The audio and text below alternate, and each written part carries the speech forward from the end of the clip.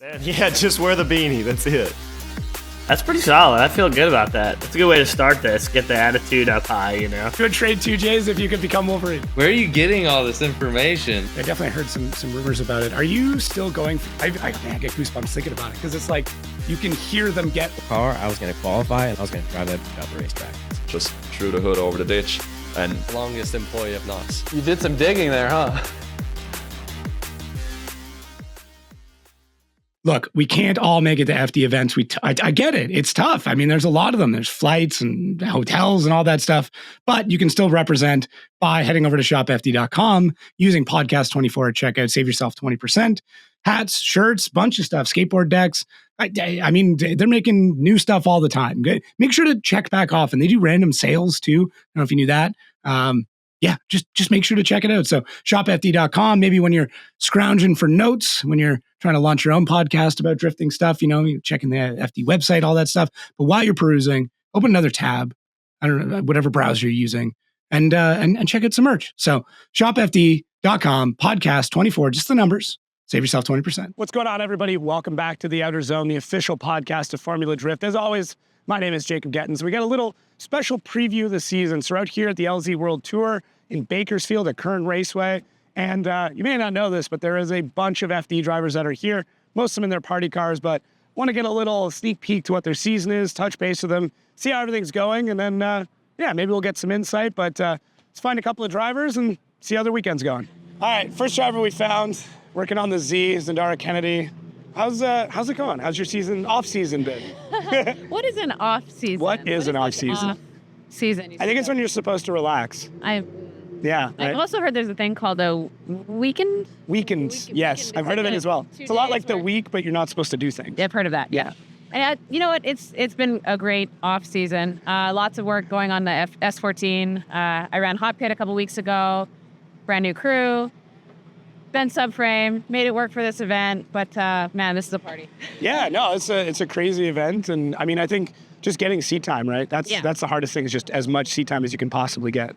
Well, to have access to get to drive with this caliber of driver in an event that is a little bit less, as I said in the drivers meeting, you guys are winning a skateboard. If you're getting really upset about this, just let's have some perspective. Yeah, but I think stuff like this is as important as it is competing at high level, right? It's almost more valuable because you get more laps in, right? At FD, we have a limited practice time. The pressure is really high. There's a lot happening. And this is a little bit more of a fun event. People are a lot more open. They want to have a good time. And we're all on the same tire. So that's a good equalizer. Well, I mean, and it transfers over to even Pro Spec, where everybody's on GTs. And you kind of get that like open experience of okay, we're all on the same base. It's just, what are you going to do with it? Yeah. So when it comes to like the practice side, it's great that way. So, yeah, I heard and saw everything about your van. I hope that is getting sorted. That's so terrible. I'm sorry for like even bringing that up. But it's totally fine. Honestly, it happened. It was the best possible outcome of losing my van. I'm looking at all kinds of dumb, ridiculous options instead, like military campers. Yes. 6x6 vehicles. Yes. Why not? Love it. But no, it's been a really good distraction to come here and drive and actually get back on the Acceleros, which I drove all of 2022 on. Oh, right. Yeah. Forgot about that. Yeah. Well, have you, obviously, we've had conversations about the difference between driving LS versus 2J. Yeah. I've actually seen in your driving, you are driving this more like a 2J, which says to me that you're starting to be converted over, that it's starting, like that mindset is coming over now. So this is, as you might know, I work with Taka. Yeah. Taka is very much my Mr. Miyagi, and he absolutely mandated that I drive that Turbo S14, and the learning curve for me was very steep. But this is the reason, right? The reason is LSs are very forgiving, and you can basically just be choppy with the throttle, forget about it, and there's no punishment. I got smacked hard for the driving habits that I had from this car in the S14. So now every time I get to the S14, I drive this car and people are like, whoa, like, wow, okay. So it really helps with that. I want to now take that and make sure I keep those practices consistent for my pro car. Yeah. You'll get there. I mean, it's just seat time is seat time. And just honestly, the reflexes of it as well, like knowing what to do in certain situations. And once, engine-wise, like obviously there's a lot of variables, but just being able to have the time to be like, okay, I need to put in the reps no matter what it is that I'm driving at that point. That microscope on where your you have weaknesses as a driver. Like, I know I'm very lazy. To be honest. I do the bare minimum to get it done. And that works in an LS, right? But especially in a turbo car, your feet are busy. Yeah. And I'm thinking about it even here, where I was like, okay, I'm completing the course, but my first qualifying run versus my second one, I was like, oh, all the pros are like laying on the left foot brake. I was like, why is your left foot like, hello, wake up? Yeah. So it's good. It's a good reminder, and this is a great environment to practice. You are somebody who is very busy both on the track and off the track. Can you give me like a little preview of all the craziness that you're up to outside of what's going on the track? Well, I have a lot of goals, both within the FD space and not in the FD space. I was not planning on it, but I'm now basically running an all-female crew for everything that is an FD. Wow. Which is very cool. I think at least one of the crew members is going to come with me to FD this year. Nice. She doesn't know it yet. Oh, okay. No spoilers. Rehashing the women's tour at Long Beach this year will be the first event. We've got some pretty cool VIP activation happening there for the Friday. And I'm also doing a LGBTQ event on the Saturday at Long Beach. Jeez. Which is basically called You Are Welcome to Formula Drift. And cool. It's me teaching LGBTQ people about the sport, you know, like if they get curious maybe about drifting instead of something else. Yeah, exactly. I mean, why not? At this point, I mean, within the sport, we want everybody, anybody, it doesn't matter. Like, just love the sport, you know. And if we can make it easy for anybody to join, then why not? Consistently for me, I think there's this perceived barrier to entry, both for women and anyone who doesn't see themselves reflected in the space. Can I come into this? Right. But drifting is addictive. It is a drug, and anyone who tries it loves it. And, you know, no one likes to use alone. So the more the merrier is what I always say. Oh, man, I love it. No, it's true. It's like, it's such a crazy drug. We're all here. The vibes are so good here because we're all addicted to the same thing. Right? Yeah. We all love this thing and sacrifice all kinds of normalcy in our daily life. Right. Routine, homes, whatever it is, to have this. And yeah, I just love to share it because there's no better feeling than drifting. I think that's the best thing that anybody can do is just talk about the sport. Like, hey, I know my friends are tired. Like, my friends that are not drifting fans are just tired of it. But I'm like, no. And then you get one of them out and they're like, oh no, he was right. Yeah. Like, this is... Put them in a car or even like at a drift event, seeing this live. Watching it on a live stream is cool if you've seen it in person. Right. You really understand it. But until you've seen it, that's the thing. You can bring anyone to this and they're like, what is this? Yeah. Why are they how do you this see? makes no we sense. Don't see. Yeah. That's the We didn't even look reality. forward most of the time. Essa did a whole lap with his hood up and I still did great. Yeah. We look sideways. Yeah. Well, awesome. I'm so pumped. I'm glad everything is going well. And I'll see you I'll see you at Long Beach and then see you in Atlanta. Yep.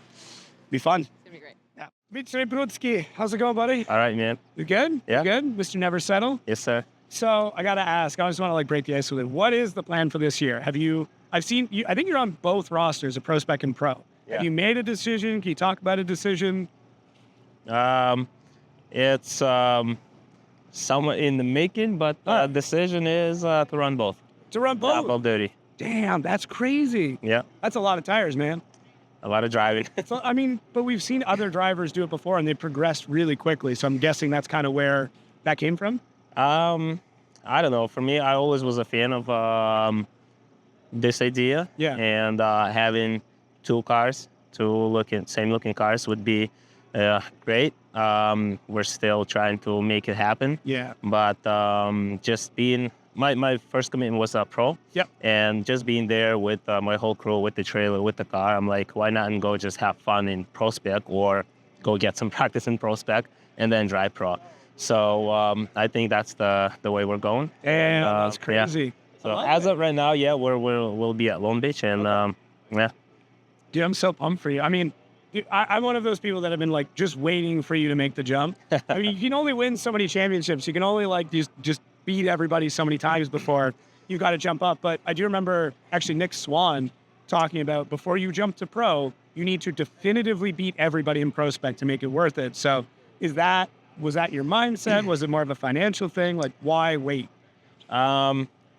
It was, so I won the championship or went into professional drifting pretty quick. Yeah. And I didn't have a lot of background, or experience drifting. And I wanted to get a little bit more experience.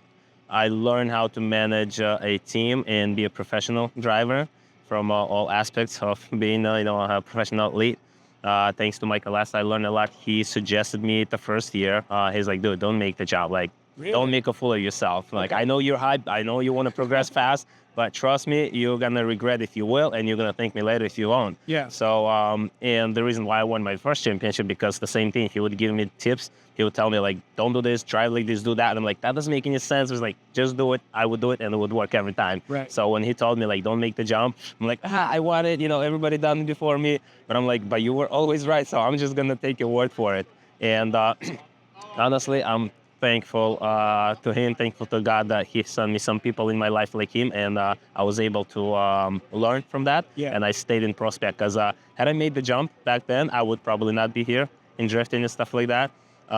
So plus, remember, I'm a family guy. I have 3 kids. Yeah. I travel with my family. A lot of people don't understand. Like, you know, you will see a lot of people, a lot of guys, professional drivers. Once they have a first baby, you will see them like, well, fade a little bit from drifting, you know. So it's not easy, and they will understand me later. But I'm still being committed. I'm still being at most of the rounds and outside of FD, a lot of driving. Now all my kids drive. We go to E-Town. We get a private day, and we shred. I bring 2 or 3 cars with me. And even my 9-year-old, man, if you see the clips, he's shredding. Yeah, I've seen. I was going to ask you about that. Like, it's So it's crazy how quick they picked it up. Oh yeah. No fear. No fear. No. I fear for them more than them for themselves. It's crazy, but You're doing parenting right, man. That's for sure. thank you. So yeah, that's the reason why I didn't make the jump, because financially I didn't have a lot of time, experience, and everything, so I would burn out and just wouldn't do well.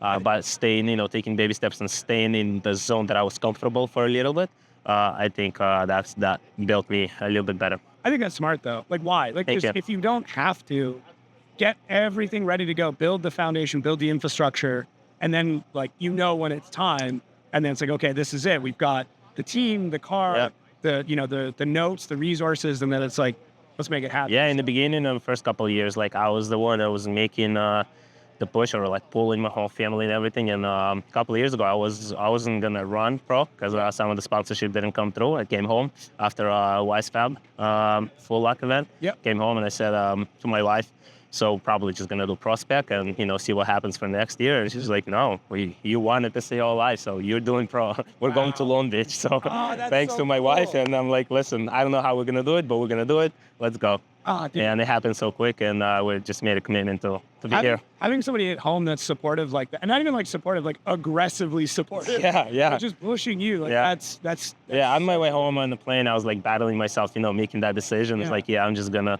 you know, call it. And came home. I was like, no, let's go. You got to do it. Dude, so that was like, whoo, just reignited the spark inside. And Are you like nervous for Long Beach? Like, it's such a crazy track. It's so unforgiving. so I don't want to talk too much about that, but I always drive better on tracks with walls than no walls. Like, I love bank tracks. I love ovals with, banking and everything. People like say it's boring and stuff like that. But behind the wheel, when you're in the driver's seat and you have, a couple feet, you're flying and dragging your bumper on the wall. I love that feeling. Like Orlando, I love Orlando. New Jersey is a little bit different. That Seattle, I drove. That's when I won my first ever event in the rain, dragging my bumper all the way on that huge bank. So I don't know. For me, it's like a point of reference, and I would expect a good performance from myself. But you never know how it's going to be in person. So also, when you want to perform well, because you've been in prospect for so long and the expectations from you so high, the problem is to balance it out properly, not to push it too hard, and not to hold back too much. Plus, having a tough battle right out of the gate is exciting. Because you already know who you're battling. Shanahan. Yeah, that's crazy. Oh, see, this is something we haven't even touched on. The fact that right now already who you're going against. Oh, yeah, that's a rough Which is not a bad thing for me, because you never know if you will ever have a chance to battle a guy like this, because you could be in the same series, you could be in the same series for 2-3 years, and you could never actually battle each other, But now I have a chance to battle him. But here's the thing, nothing to take away. He's an incredible driver. Absolutely. But you guys both have zero experience at Long Beach. Yep. And he's going to be getting into a car he's probably not super familiar with. You're going to be in a car you're very familiar with. Maybe familiar with. But either way, I do think you have an advantage in that case. So he could be great. That's awesome. But you still got to fight jet lag. He's got to work with a team he's never worked for. He's going to be full of in and out. Like you've got an advantage there. I know you don't want to speak too much. You're pretty humble on it. But Yeah, whatever that is. I'm just happy to finally be there, drive it, and put on a show. So yeah. Dude, I'm pumped for you. I'm so stoked for this year. Thank you. And you and I, we got to get this full-length episode down. Yeah, let's go. Yeah. All right, cool. We'll Got a put lot that of in stories to soon. talk about, yeah. Yeah, we got lots to talk Yeah. about. So. After Long Beach, after I'll be on the podium. Yeah, We'll get exactly. to- Now we're talking. Perfect. Let's go. So we got Mr. Bakchis. I'm still working on my pronunciation. It's like the hardest part. I love hearing the variations of my last name now. Like where the emphasis gets put, like on the I or on the B or on the C. My 5-year-old son started to catch on that people say our last name differently, and he's like, "Daddy, some people say Bakchis." So it's kind of cool. That's funny. Yeah, I mean, I get Gettins, so it's pretty straightforward. If you put like a G on the end for some reason, just like throw extra letters on for fun. People like to make it sound like something else they've heard before.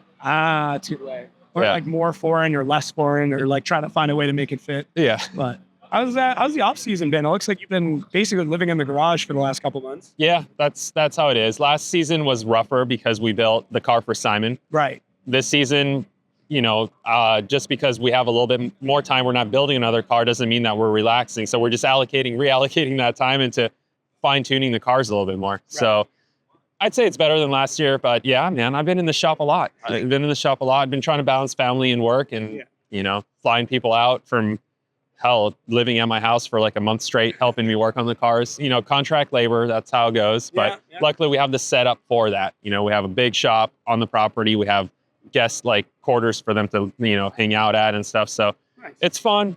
It's the lifestyle. Yeah. Well, it's what we kind of signed up for, right? Like exactly. If it was easy, everybody would be doing it. Yeah. And if I did something else, I would spend all my free time doing this that I'm doing now. So I always think about that. And like when it sucks, when you're banging your head against the concrete at midnight and you're like, oh, why is there oil leaking right here? Yeah. You got to stop and go, hey, I would be probably doing this if I had to do something else for work.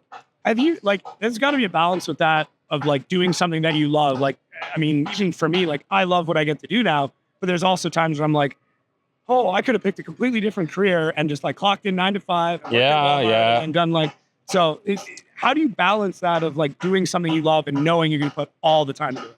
The way I see it is I like to travel with family and stuff like that. Right. So if I did a 9 to 5, I probably would have less time to go and travel and do that. So I try to incorporate traveling, hanging out with family when I go to work at a Formula Drift event. When I go to Europe for an event or something like that, I take my family with me. So that's how I balance it. And that's how I think I'm on the better end of the stick versus having a 9 to 5 and then finding the little bit of time that you have only on weekends, only 2 weeks of vacation to have fun with family. This way I could kind of like squeeze in family time while I'm working.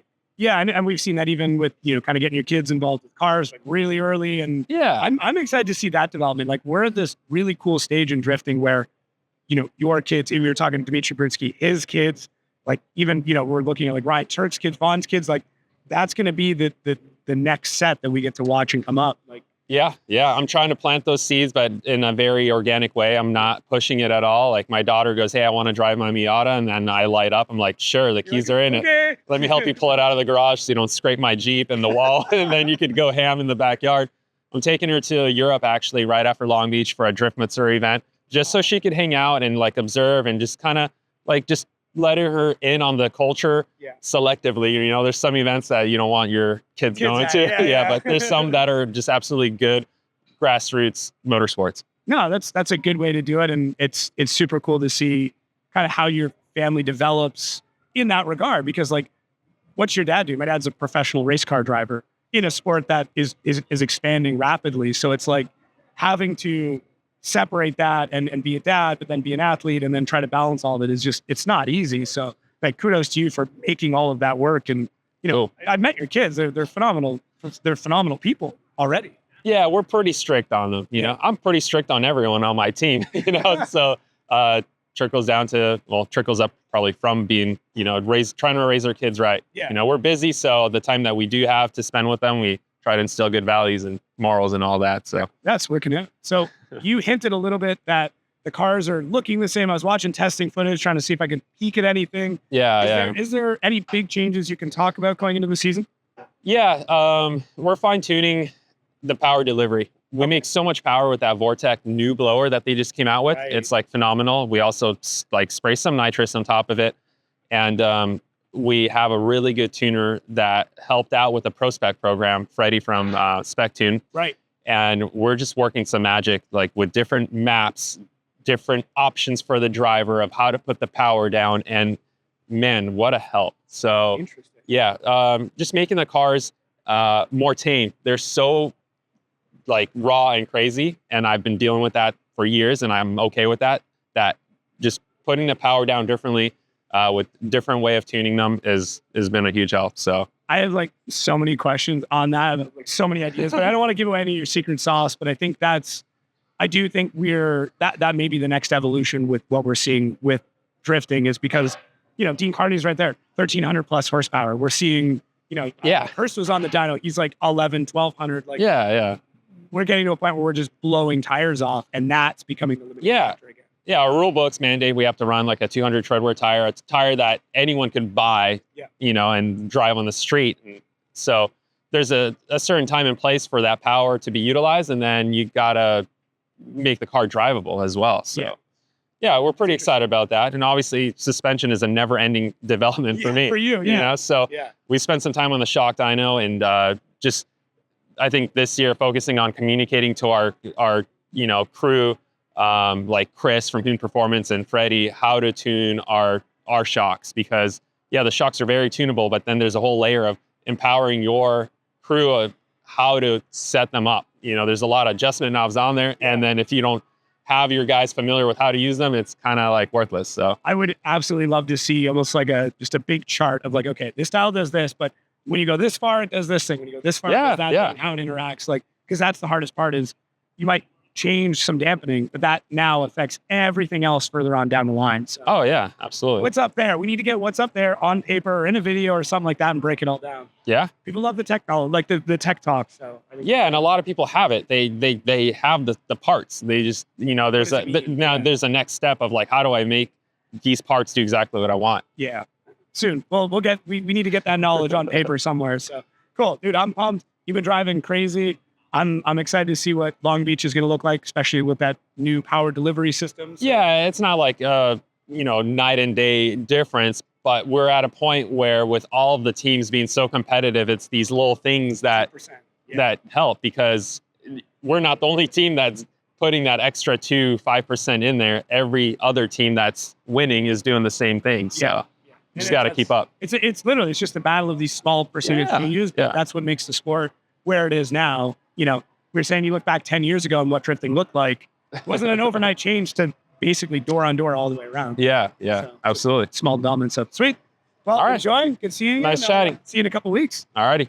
Look, so many of you tried to give me money this year. And if you don't know why, it's because they used my promo code when they bought tickets for their favorite FD event. They put in FD podcast in the little coupon section, save some money. And I made a joke last year that you should give me that money. And I didn't accept any of it. Although thinking back, I probably should have, because I could have bought myself another fancy mic, maybe another rack of hats or something. I don't know. But if you want to be one of those people this year, when you're checking out the coupon code section, just use the code FD podcast. Save yourself some money. All right. We found Dylan Hughes. He wasn't under the car, shockingly. But you have been. You've been playing around a little bit. Yeah, we've been poking around. Poking around a little bit. The party car looks very party. It looks fun. Dude, this little thing, like, this is my first competition in this car. And this little thing, like, I'm having so much fun in this car. Yeah. It's like a kind of slow, but like not slow in the grand scheme of things, but like slower than the FD car. Yeah. But dude, it just steers so good. We got the MCS shocks on it. We literally put them on the day before we came out here. Nice. MCS shocks. We have the FDF steering angle kit, and this thing is like so much fun to drive at this track. I'm loving it. Yeah, I think that we talked about it before, but like the party events are so, even just to clear your mind, like, because everything I'm sure has just been focused on, like, okay, get ready for Long Beach. Let's get everything going. For sure. To just take a break a couple weeks before, have a breather, and be like, I just want to bang doors with my friends. Yeah. And like people I don't know, and like, other pros. It's got to be kind of a fun. Yeah, dude, I'm so stoked to be out here. And it's one of those things where, like, I've been saying this all week. We drive by this track all the time, and I had no idea that it was even paved here. So the fact that, like, the surface is good here, Like, it's nice and smooth. The transitions coming on and off of the bank is sick. Like, at the end of the second turn out here, it's like riding a berm on a dirt bike. Yeah. You kind of like come around, then it comes up, and then you come down. It's just, and it's butter smooth too. So sick facility, sick event, you know, hanging with LZ and the boys. And I mean, we got all the influencers here and T-Pain and like, it's crazy, man. I know. He's killing it. So yeah, dude, we're stoked to be out here. It was a little bit of a thrash to get here, but like, yeah, that's what we do. It's all good. If it's not a thrash, is even worth it. Like if you showed up, everything was perfect. You'd be like, what did we forget? Yeah, we'd we'd find something to stress about for sure. So, but this thing has been doing awesome. We really haven't done a whole lot to it besides like after we got here, you know, we put the tires on it, little bit of setup stuff, changing the final drive gear ratio and the quick change just a little bit, couple clicks on the shocks, and ready to go. That's kind of it, man. And yeah. How's the pro car looking? Like pretty much the same as last year? Yeah, comp car is super similar. Nothing crazy. Just the MCS shocks is probably the biggest change. I think that car is pretty dialed with that tire that's on it and the power that it's at. I think that if it's got a driver behind the wheel, I think that car is very capable. So as long as it's got a monkey behind the wheel, it's all good. So just reliability is key, I think, with that. We've got several years on that car, and the shocks are definitely the biggest change. And I went and drove last week with Matt. For a little test day, just the two of us, and we kind of went and ripped around, and like, man, what a difference just a set of shocks makes. It's pretty cool. So we're feeling good. Can't wait for Long Beach, and I mean, it's coming up quick, dude. It's crazy. It's scary. It's like we're already a third of the way through the year, and that's shocking to me. Yeah, it's crazy. take long, man. Have you so obviously with the new qualifying, non-qualifying, have you already started looking at brackets? Have you looked into any of that yet? You know what, dude? I watched your guys' video with Ryan Sage. The whole thing is starting to make more sense more and more as we talk about it at the shop in our daily grind. It's a huge departure.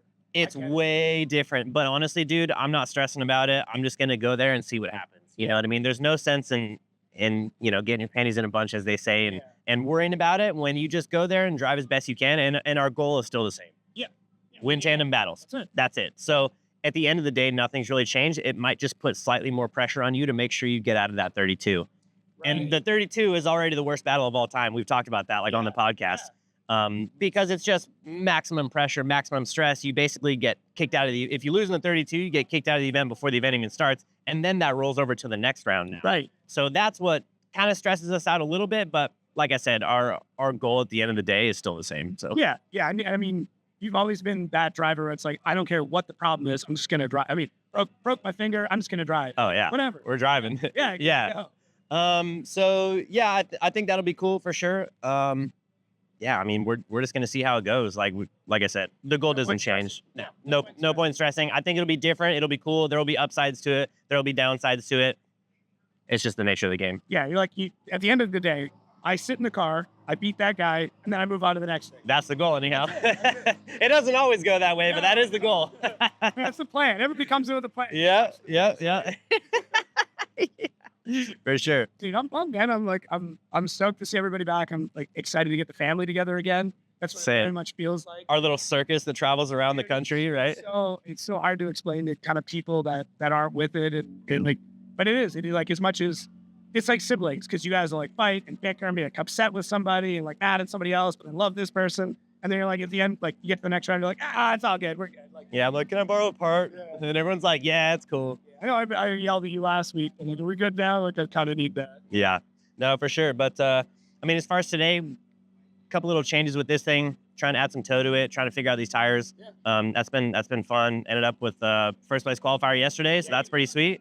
Still making changes. Yeah, I qualified first, but I still want that. Dude, I only got like 6 laps on these tires before we went and qualified, and my first 2 were not impressive at all. So we kind of had to adjust our style a little bit, change our transition points, and really try to work to the advantages of this tire in this car. So kind of making that mental switch was super fun yesterday, and then to come out with a 95-point run in first place was sick. So we got TJ Hunt in the first battle. So, dude, he drove it all the way to the podium last night. Yeah. The kid is absolutely on rails. So, like, we got our work cut out for us, man. It's not going to be easy, but same thing. The goal doesn't change. Yeah. Dude, good chat. Weeks. I'll see y'all all day, but yeah. See you. We'll see all you guys in a couple weeks. See you at work in a couple weeks. Yeah. I know. Hey, Hamilton, what's up, bud? How's it going, man? Dude, it's going good. How are you doing? This thing is sick. Love this car. Gosh, man, I'm enjoying it. Like way more than I thought I would enjoy it.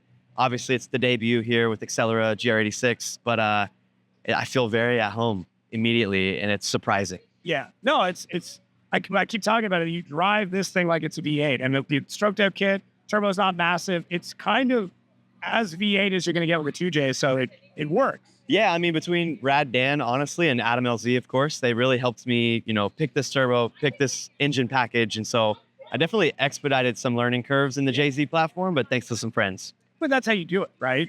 Like, what's better to ask, one of the biggest experts in 2Js, and then Adam, who's got experience with so many different types of builds. Yep. Why do all your own research? You can just yo, bro, what do I need? I mean, the goal was to build a package that works out of the box, and I think we're clicking it, dude. It's working. I think so. So how is it to get, obviously you did it last year, but back into competition? Obviously you were in FD, you now, you left a few years ago. Are you getting the competition bug back again? Absolutely, man. I mean, I feel like competition keeps me sharp. It also gives me the nerves and the pressure that I enjoy. Right. And I just feel like, from the FD days to now, I've just matured a ton, and I've just kind of relaxed a bit and just allowed the race to come to me. And same goals today, just lap for lap, and we'll see where we land up. I got to ask, what would it take to get you back into FD? I think, honestly, it can be very simple. It's just I need a ride. My program right now is very a grassroots program. But I think if someone called me, I'd jump in a seat and do it. Sick. Okay. So just for anybody listening, you got a seat. I would love 469. No, I just love, seeing the way that seeing kind of the way you left FD, your demeanor, you were very open about it, about the mental, physical toll that it takes on it, the family toll. And then now you taking a bit of a step back, just doing some hangouts, some party stuff. Yep. And then seeing this come in, and it's oh, it's coming back. You figured out the way. So yeah. And then to that point, it's just in Formula Drift when I was 5 years ago, I just wasn't as aware and understanding of where I am today. Right. So whether it be business and just driving etiquette, I just wasn't mature enough for that opportunity at that time. And I feel that I've really built that back up. Yeah. And again, the program just isn't fit for maybe an FD series, but I feel like I'm fit for an FD series. Right. No, that makes sense. I think it's a very mature, grown-up way of looking at it too, right? Because back then, not that you were super young by any means. I'm not saying you're super old now, but in 5 years as a human being, you're very different. Yeah, and just young mentally, right? Obviously I was in my 20s then, I'm in my 30s now, but just the math of what I'm doing with partners, how I'm bringing value, how I kind of fit that full package, and then how I also drive really well. And to your point, jumping in this for the first time this weekend, and I'm putting the rear wheel on a white line, getting a 90 in my first qualifying run. Wild. What am I doing? I know, but it shows I think the words that came out of my mouth is still got it. It's just you still got it. It's still there. The competition, the drive, the focus, even just seeing you at the line with your little angler fish on the GoPro, but you're happy, and then you turned and looked at the line. I could see a change. I'm that's race mode. Yeah. There it is. You hit the switch. Yeah. This is competition mode. Yeah, I just feel behind the wheel, I'm just very aware. I'm literally just, everything's in slow motion. Yeah. I'm hitting my marks, and I don't know, I just feel I've matured, and I feel good behind the wheel. Good. So from the outside perspective of somebody who's in FD, how do you look at it now? The progression that we've seen in 5 years? Is it one of those, you're looking at it going what happened? These guys are so much faster. What I'm super curious on that outside perspective of the sport. I mean, honestly, I think that, the progression of FD is always building, but I think it hasn't gone too far to say that I feel out of touch with it. Right. But I think just the overall programs, I've learned a ton about how they're building them and operating them. The back end of it. The back end of it, So on track, I know the cars are going to be a little bit less fun to drive, but also they stick in every corner like a berm on a dirt bike. Right. But yeah, I mean, I just think bringing a lifestyle etiquette to Formula Drift is what I would like to do personally. Yeah. And yeah, that's just kind of my take on it. Sick. Well, I do want to say big shouts out to 144 for helping out hats. I don't shamelessly plug enough. I know I need to more, but you guys have been phenomenal with that. I love that program of the kind of the pack and ship, and then also develop your products. Yeah. You need to. So Yeah. what you're doing for the sport on that lifestyle part is massive, and it was needed. There was a huge vacuum for it. Yeah, and that's me just looking at the industry going, wow, no one's like I had to make my own team gear for multiple years straight. I had to do my own livery. So I tried to just expedite what I was doing for myself to, the industry. That's really the goal. No, it's good. And for anybody that's interested, you can hit up Nate, hit up 144. Yeah. Grassroots guys, if you need to get your stuff developed and designed and packed and shipped, It's a great system. Yeah, it's fun, dude. We're doing it. Yeah, no, it's awesome. Well, dude, I'm pumped to see how well you're driving in this. Hopefully someone hears it, has a seat ready to go for you. Let's make this happen. I'd love to be able to point back to this episode and be like, is it? Watch me be at Long Beach in 2 weeks. Dude, it could happen. I don't know about Crazy that. things have happened. This video needs to drop tomorrow. It might. Just like get it out there. Dude, sick. So Awesome. pumped. Yeah, All right. thank you, bro. Good luck today. I'll see you. Appreciate it. See you guys. All right, I got Mr. Michael Essa on. What's up, buddy? How you been? Man, I've been good. Yeah, been really good. Very busy. You know, just working with the DDE guys, completely different than what I've been doing for the last 20 something years. Exactly. Right? Yeah. I'm sure it's like, how many supercars have you looked at and be like, hey, if we just did this and this to make a great drift car? There are not many, actually. So it's more of like looking at this car and going, man, how can we actually make this thing work kind of decent to drift? Right. Yeah. Right. Yeah, I guess it complete like they never met them to do that. Most Not of these at cars are all. Notorious for snap oversteer. Oh, In exactly. the worst possible. Yeah, yeah. So, I mean, you know, most of them are mid-engine or you know, and the weight's all in the back, and they're really made for going around a corner fast. Yeah. That like suspension, massive tires, no steering angle. Yeah. So yeah, it's been fun trying to like make them work. Yeah. Yeah. It's cool to see even, I mean, just behind us there, the Lambo is set up for it. But like even me watching, like, man, things are really gripped up. And then you get to angle, I'm like, does not want to sit there at all. Like, Yeah. It's the dynamics of them are so different. Oh, exactly. So yeah, we actually have 2 Ferrari 599s now, like what Federico's running.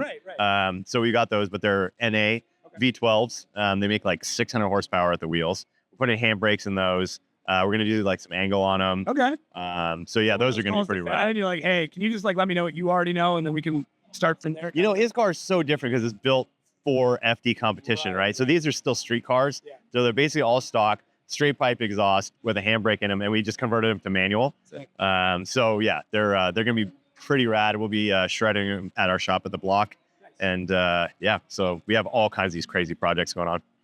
How's it feeling like kind of get back into competition stuff? Although it's not like serious competition, but like I'm sure that part of your brain still turns on where you're like, oh no, I'm very competitive. Yeah. Yeah. But you know, just being out here at the LZ event, like it's so much fun. It's so good to be back in the car. It's so good to just like get some tandem in with these guys because I haven't done that for like almost 2 years now. Right. You know, I've been driving but not tandeming. So it's really good to be back in the seat and come out to fun events like this. Well, I'm sure like, you know, banging doors with some of the other like pro guys as well and ex-pros like with Nate, like Yeah. there's a certain level of comfort and respect where you're like, I know I can just be on you right away and there's going to be nothing silly. We can go all out. Yeah, exactly. Like honestly, like everybody out here is like shredding. Yeah, it's crazy. So yeah, the driving level is really high. And with everybody being on the same tire, like we're all about the same speed. Yeah. So yeah, it makes for a good show and it's a lot of fun. Nice. So did you change much in this car coming out of FD? Is it, this is the old pro car? This is the old pro car. Okay. So we just did a new livery on it. You know, real simple. I like that. I get a Nardo gray car at home. So like, Yeah, I it looks like sick, right? Yeah. I think we're gonna add a little bit more of the DD Lark pink accents on the side to get a little more color. But yeah, it's basically exactly how I ran it in FD. Actually, the alignment is still from Irwindale 2022. So I haven't even changed it. I think we changed the camber a little bit to get some tire wear. Irwindale, Yeah, so, like, right. I mean, I see it. Yep. So it's working. But yeah, we just turned the boost down a lot. We're not running nitrous, so we're like 600 horsepower, which is like perfect for these tires. Yeah. So What is the secret to like building BMW engines? Because like, so I just got an E46, already got a 3-liter swapped onto it. Yep. And I'm like, I'm on that edge of like, do I just make this into like a 500 horsepower car? Do I just spray some nitrous at it? Like, is there things you really have to look out for in those engines? you know, really all like with the S54, it's rod bearings are like really the only issue. Yeah. But just put decent rod bearings in it. Yeah, I mean, this is not that crazy. It's a stock block. Okay. It's stock main cap, stock crank, stock cam, stock head. Yeah, it's just like Super Tech valve train and Carrillo rod CP pistons. Okay. And that's like really it. That's it. So yeah, It's simple. yeah, and it makes 1100 when I turn it up. So Which is wild. Yeah. Like it's I don't know why more people didn't run them. I know there's some issues with them, but it seems I think once you got it dialed in the last couple of years, it was like, oh no, we figured out the system. yeah, no, it's been working great, and I think people are just kind of scared to try something new, right? Yeah. Like the JZ is just it's proven, it's been around for so long. It's Pick your so parts. Like, yeah. How much horsepower do you want to make? What's your budget? Yep, Okay, that's yep. what you make. It's easy build sheet, right? Where people are just kind of like scared of these motors. But now I think, people are starting to do a lot more stuff with BMW. And honestly, with the like the Supra being a BMW, I think that's going to kind of change a lot of people's like perception of Euro cars.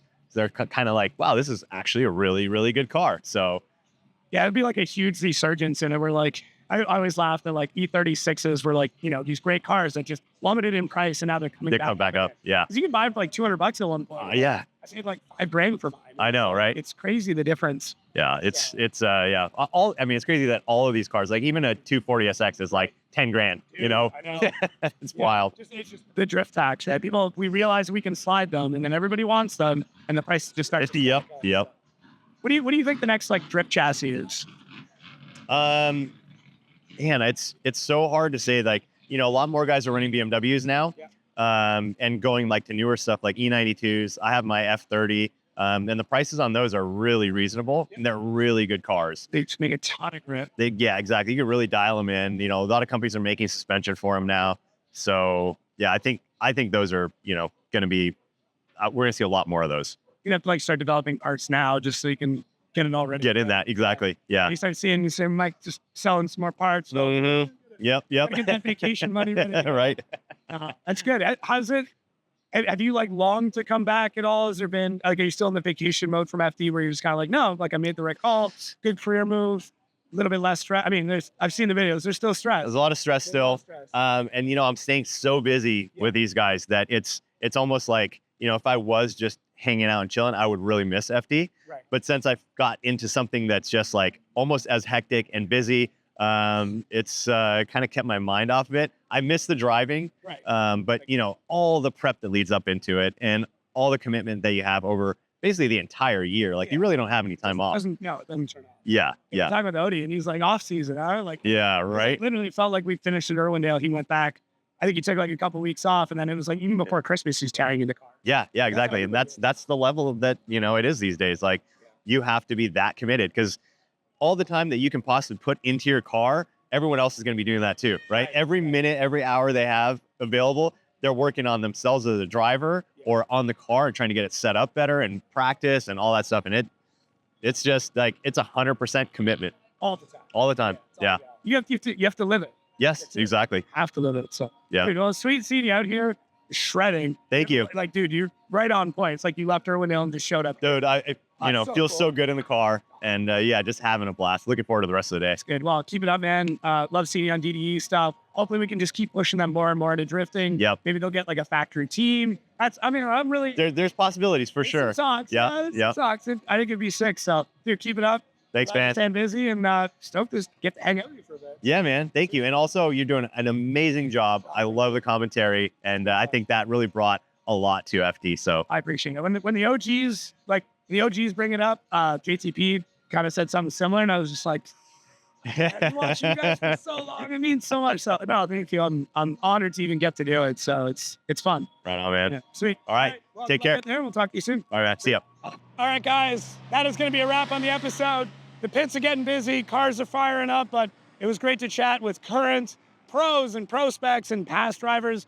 Michael Essa, Nate Hamilton, everybody that was on. Super cool. I'm incredibly honored to even just get to hang out with everybody here. Thank you so much for watching. I do love these pit versions of the show. Hopefully the audio is all good and we got that sorted. And if we did, thanks Jane for getting that sorted for us. Make sure to tune in. We got a lot of great episodes coming in. There'll be the pre-FD year, get ready for it. I don't even know what we call it, but that's coming up very, very soon to get you ready for the 2024 season. And thank you everybody for listening and watching. We'll catch you next week.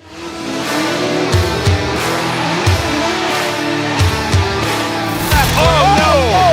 Whoa! Whoa! Point going. Go!